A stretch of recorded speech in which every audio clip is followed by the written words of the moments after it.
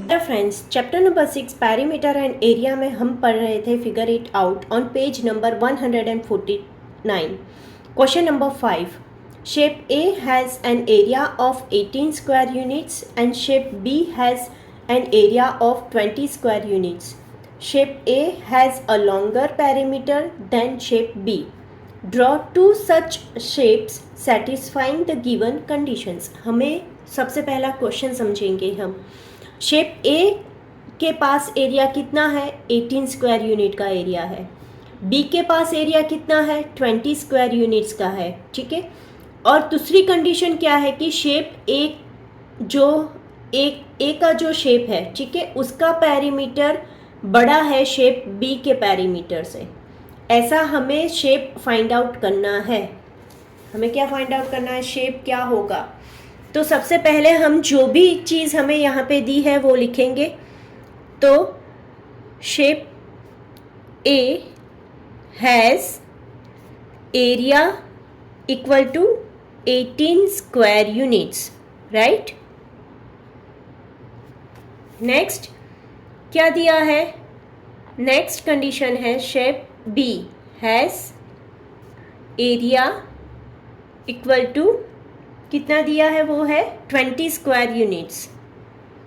20 square units. और third condition हमें क्या दी है? ये जो कंडीशन है वो क्रिटिकल कंडीशन है कि शेप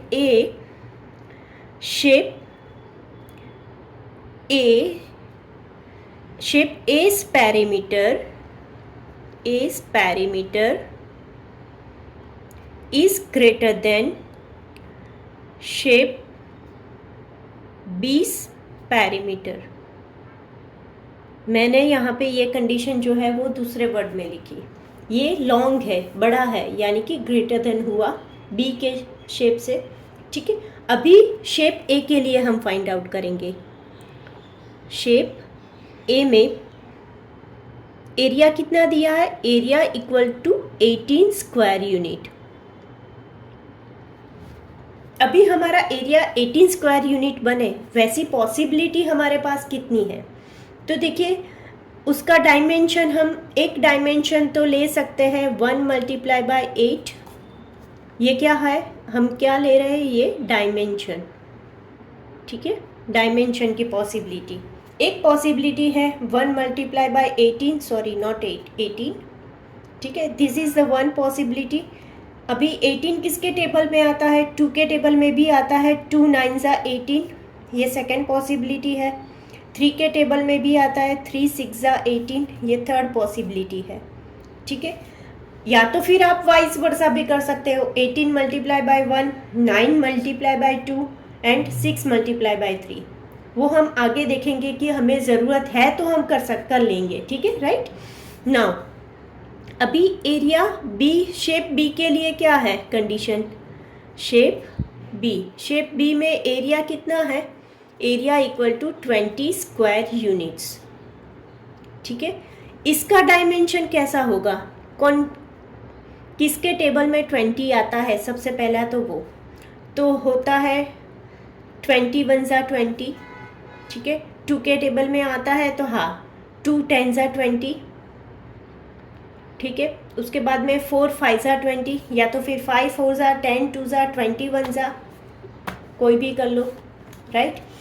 अभी इसके आगे हमें क्या करना है? हमें देखना है कि कौन सा शेप हम यूज़ करेंगे जिसका पैरीमीटर ये कंडीशन सेटिस्फाई करता है, राइट. ठीक है. अभी हम यहाँ पे पैरीमीटर लिखेंगे. ठीक है. अभी देखिए 18 बाय 18 इसका पैरीमीटर अगर ये जो पैरीमीटर है, पैरीमीटर का इक्वेशन हमारा क्या होता है? पैरीमीटर का equation 2 multiply by L plus B है, राइट. ठीक है. तो यहाँ पे सपोज मैंने ये फर्स्ट डायमेंशन यूज़ किया तो क्या होगा मेरा? 2 मल्टीप्लाई बाय 18 प्लस 1, यानी कि 2 मल्टीप्लाई बाय 19, तो क्या हुआ मेरा? 38 हुआ. इसका पैरीमीटर मुझे क्या मिला? 38. समझ में आया मैं यहाँ पे क्या कर रही हूँ? ठीक है. ये इक्वेशन है हमारा पैरीमीटर फाइंड आउट करने का, जो हम स्टार्टिंग में सीख गए थे. कैसे हमें पेरीमीटर का इक्वेशन लाना है वो हम फर्स्ट इंट्रोडक्शन चैप्टर में पूरा वीडियो में पूरा मैंने दिखाया उसमें, ठीक है। अभी यहाँ पे सेकेंड वाले का क्या होगा, मेरा 2 multiply by L plus B, यानी कि 2 मल्टीप्लाई बाय 2 प्लस 9 क्या होगा, 2 मल्टीप्लाई बाय 11, तो इसका होगा 22। पेरीमीटर इसका कितना निकलेगा 22, और इसका 3 प्लस 6 9, 9 2 ज़ा 18, राइट। अभी यहाँ पे भी मैं पेरीमीटर डायरेक्टली निकाल रही हूँ। अगर आपको डायरेक्टली निकालना नहीं आ रहा हो तो आप ये फॉर्मूला यूज़ करके भी निकाल सकते हो, ठीक है। यहाँ पे देखिए 20 है, ठीक है, 21, 20 प्लस 1 करना है तो क्या होगा 21, कितना होगा मेरा ये 42 होगा। समझ में आया पेरीमीटर मैंने कैसे निकाला, ठीक है। ये 10 प्लस 2 12, 12 2 ज़ा 24, राइट। यहाँ पे 4 प्लस 5 9, 9 2 ज़ा 18, राइट। समझ में आया, ठीक है। अभी हम क्या करेंगे, हमें कंपैरिजन करनी है ये डायमेंशन चेक करने के लिए कि कहाँ पे कंडीशन हमारी सेटिस्फाई होती है, ठीक है। अगर मैंने ये फर्स्ट डायमेंशन लिया 1 मल्टीप्लाई बाय 18, ठीक है, तो उसमें यहाँ पे कौन सी कंडीशन सेटिस्फाई होती है, तो ये अगर मैं लूँ, ये डायमेंशन लूँ तो मेरी कंडीशन सेटिस्फाई होती है, राइट, ठीक है। अभी सेकंड में कौन सा यूज़ करूँ तो कंडीशन सेटिस्फाई होती है, यही यूज़ करूँ। यानी कि ये दो नंबर ऐसे है कि जिसमें मुझे ये यूज़ करके कंडीशन सेटिस्फाई होती है, ये तो यूज़ कर ही नहीं पाऊँगी और ये दोनों भी नहीं होंगे मेरे यूज़। मतलब क्या हुआ, शेप ए में मुझे ये डायमेंशन ये दोनों में से कोई भी डायमेंशन में ले सकती हूँ, एंड शेप बी में मैं ये डायमेंशन ही ले सकती हूँ।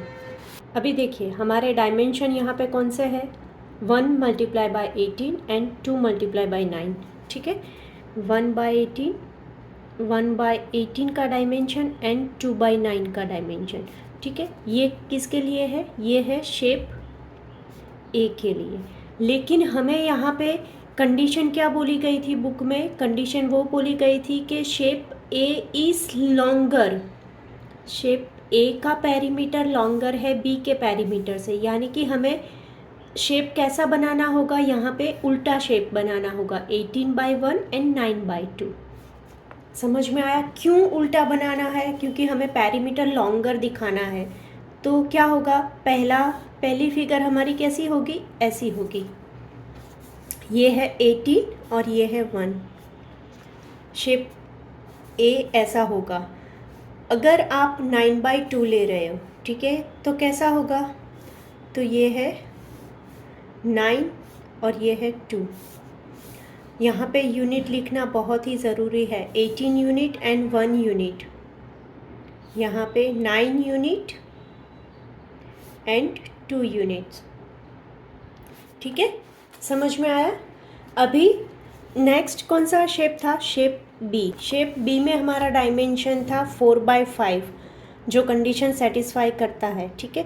अभी यहाँ पे भी हम क्या कर लेंगे, 5 बाई 4 करेंगे, क्योंकि हमें लॉन्गर दिखाना है, ठीक है। तो ये बड़ा होगा और यहाँ से थोड़ा सा छोटा होगा, बहुत बड़ा डिफरेंस नहीं है, नियरली स्क्वायर है, ठीक है। तो यहाँ पे क्या लिखेंगे, 5 यूनिट्स और ये 4 यूनिट्स, राइट। समझ में आया, ठीक है। ऐसे इसकी फिगर ड्रॉ होगी, ठीक है। नेक्स्ट है question number 6। On a page in your book draw a rectangular border that is 1 centimetre from the top and bottom and 1.5 centimetre from the left and right sides. What is the parameter of the border. सबसे पहले तो question में क्या बोल रहा है, on a page in your book draw the rectangular border. Suppose ये हमारी बुक का पेज है, ठीक है, बुक का ये पेज है, उसमें हमें क्या करना है, हमें बॉर्डर ड्रॉ करनी है, ठीक है। अभी मुझे बॉर्डर में क्या करना है, मार्जिन दिया है बॉर्डर में, टॉप एंड बॉटम का मार्जिन मुझे क्या लेना है, टॉप एंड बॉटम का मार्जिन मुझे लेना है 1 सेंटीमीटर। मुझे क्या लीव करना है, मार्जिन मुझे लीव करना है 1 centimetre from top and bottom, ठीक है। इतना समझ में आया। और लेफ्ट एंड राइट में भी मुझे कुछ मार्जिन लीव करना है। वो कितना मार्जिन है? वो है 1.5 सेंटीमीटर दोनों साइड से, लेफ्ट एंड राइट। ठीक है, 1.5 सेंटीमीटर। अभी मुझे क्या करना है? What is the perimeter of the border. आपने ये जो नई बॉर्डर ड्रॉ की, ठीक है, ये जो नई बॉर्डर ड्रॉ की उसका पेरीमीटर क्या होना चाहिए? तो सपोज ये जो लेंथ है, पेज की लेंथ है मेरी 15 सेंटीमीटर, और बुक ये जो विड्थ है वो है बुक की 20 सेंटीमीटर। ये मैंने सपोज किया है। ठीक है, अगर ये 15 है और ये 20 है, ठीक है, तो क्या होगा? तो सबसे पहले हम क्या करेंगे, देखिए ये जो लेंथ है, ठीक है, length LENGTH, length equal to हम क्या करेंगे, लेंथ में हम कितना कम कर रहे हैं, कितना माइनस कर रहे हैं, तो 15 सेंटीमीटर में से हम माइनस कितना कर रहे हैं? देखिए यहाँ पे 1.5, यहाँ पे भी 1.5, 1.5 प्लस 1.5 कितना होता है? 3 होता है। यानी कि हमने दोनों साइड्स की मिला के 3 सेंटीमीटर यहाँ पे कम कर दी। तो हम क्या करेंगे, ये जो टोटल लेंथ है, ठीक है, टोटल लेंथ में से हम 3 सेंटीमीटर की लेंथ जो कम की है वो माइनस करेंगे। तो क्या हुआ हमारा? ये 12 सेंटीमीटर हुई। क्या है हमारी? ये लेंथ है। अभी विड्थ में क्या होगा? विड्थ में भी सेम ही प्रोसेस होगी। विड्थ, टोटल विड्थ हमारी कितनी है? 20 सेंटीमीटर है।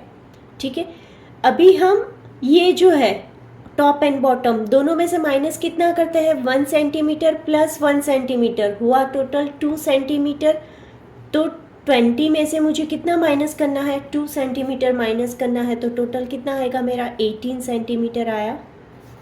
ठीक है, अभी इसका मुझे क्या निकालना है? पेरीमीटर।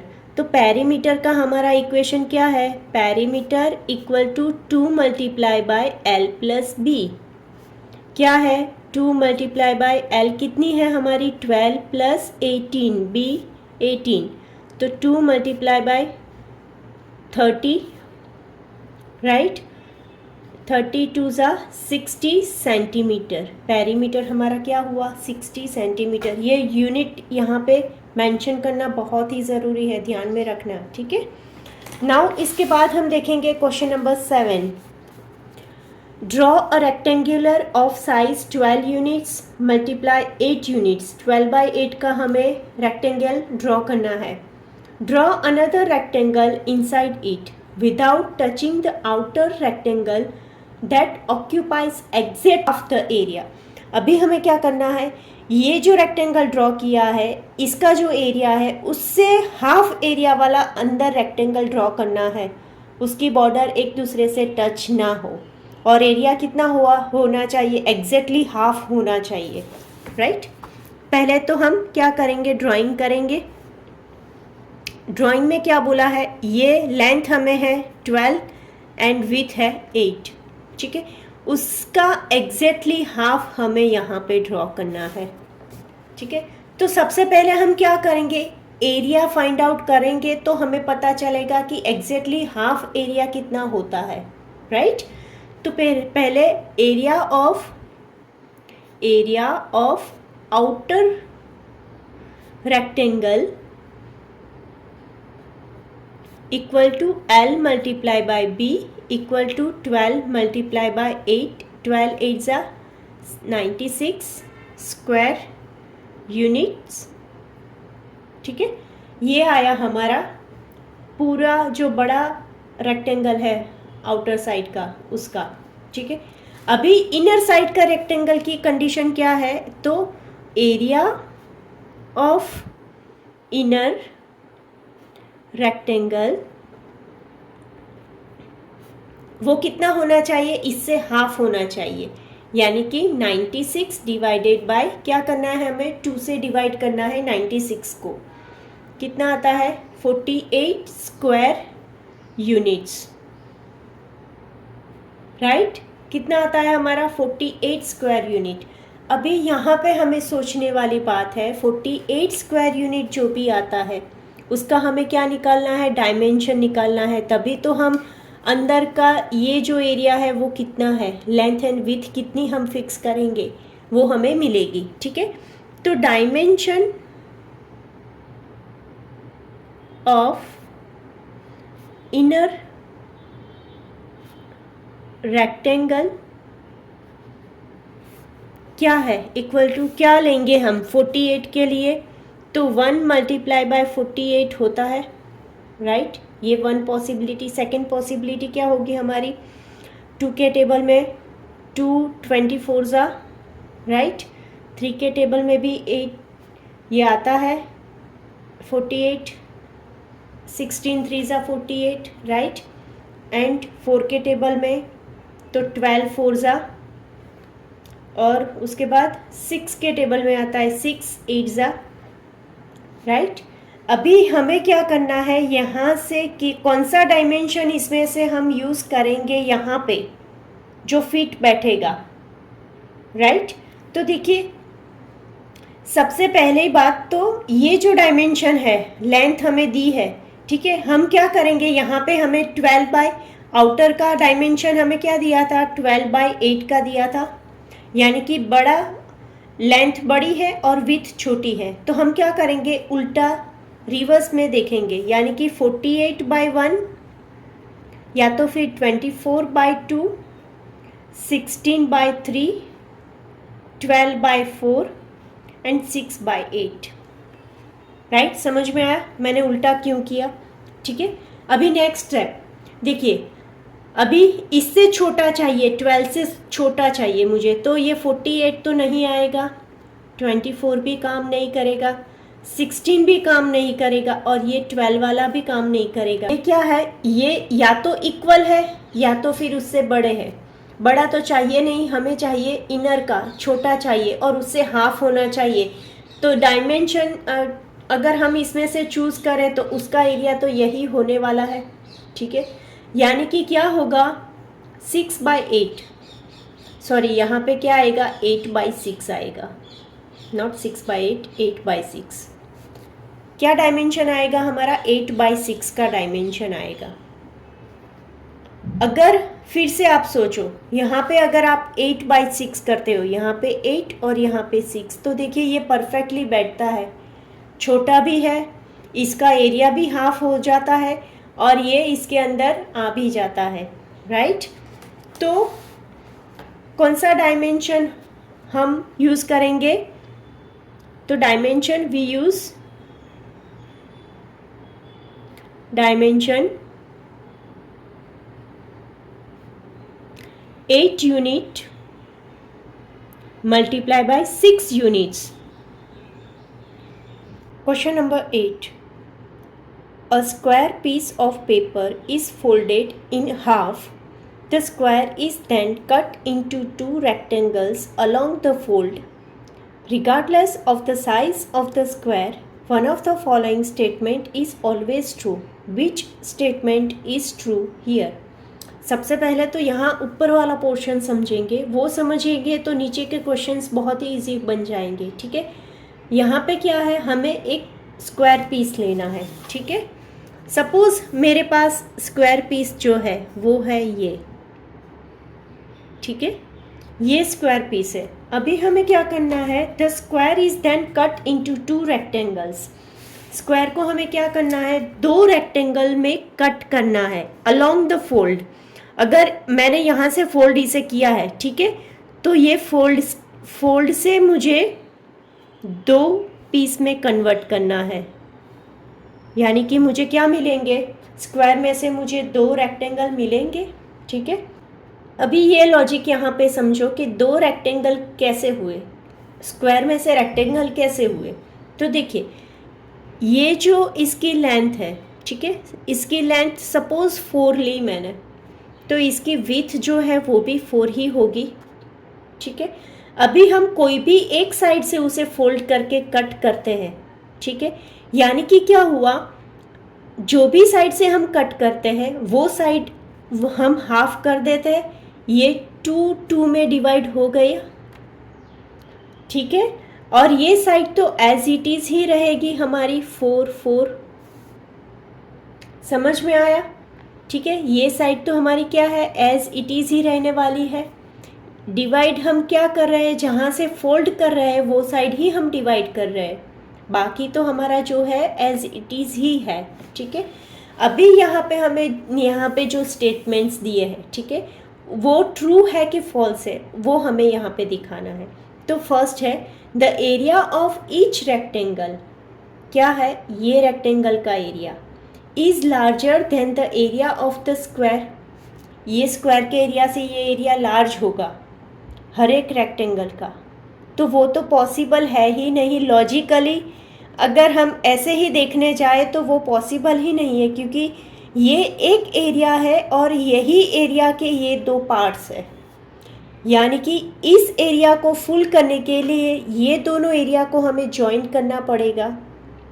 ठीक है, यहाँ पे हमें क्या बोल रहा है कि the area of each rectangle, एक रेक्टेंगल का एरिया इज़ लार्जर, वो बड़ा है ये स्क्वायर के एरिया से, तो पॉसिबल ही नहीं है। तो ये स्टेटमेंट हमारा क्या है, फॉल्स। ठीक है, ये मैंने लॉजिकली आपको दिखाया। अगर आप प्रैक्टिकली देखो तो इसका एरिया क्या होगा, 4 4 ज़ा 16 स्क्वायर यूनिट होगा। ठीक है, और इसका एरिया क्या होगा, 4 2 ज़ा 8, यहाँ पे भी सेम होगा 8 8 + 8 करोगे तभी 16 होता है, लेकिन हर एक का तो यहाँ 16 से लार्जर होगा ही नहीं।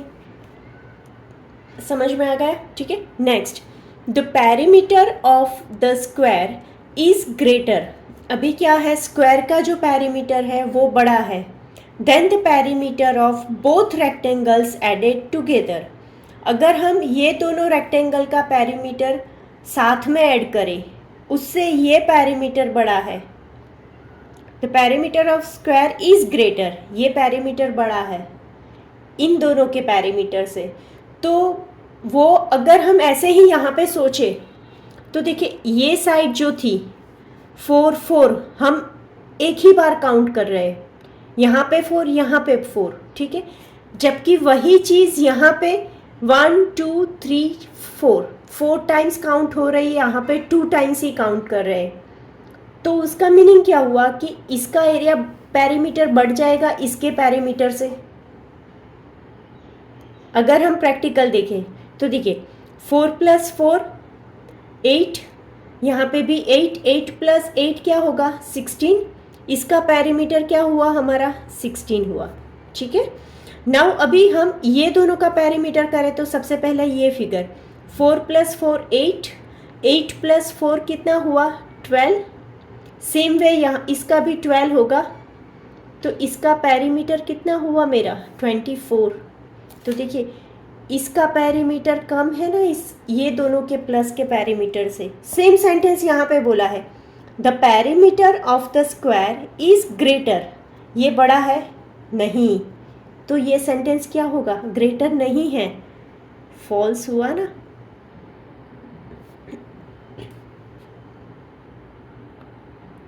ठीक है, समझ में आया, ये बड़ा होगा और ये छोटा होगा। प्रैक्टिकल भी आप लॉजिकली भी थिंकिंग करो तो भी आपको पता चलेगा 4 4 की 2 साइड्स है, यहाँ पे 4 साइड्स है, राइट, यानी कि 2% बढ़ गया यहाँ पे, 4 2 टाइम्स यहाँ पे बढ़ जाएगा, राइट। नेक्स्ट क्वेश्चन हमें क्या बोलता है कि the perimeter of both the rectangle, दोनों रेक्टेंगल का प्लस यानी कि 24, ठीक है, added together is always 1.5 times the perimeter of the square. तो देखिए यहाँ पे ये क्या हुआ 24 हुआ, 24 है और ये इसका स्क्वायर का पेरीमीटर है हमारा 16। तो अभी देखिए 16 का हाफ कितना होता है 8, 16 + 8 करेंगे तो हमें क्या मिलेगा 24। अभी 1.5 का मीनिंग क्या होता है, हमें 1 भी प्लस करना है और हाफ भी प्लस करना है, यानी कि क्या हुआ मेरा 16 भी प्लस करना है और 8 भी प्लस करना है, तो क्या होगा मुझे क्या मिलेगा 24। समझ में आया? फिर से बोलूं 1 भी प्लस करना है और हाफ भी प्लस करना है, यानी कि 16 जो है स्क्वायर का 16 प्लस 8 करना है, तो मुझे क्या मिलेगा, टोटल मिलेगा मुझे 24, जो मेरा है सेम।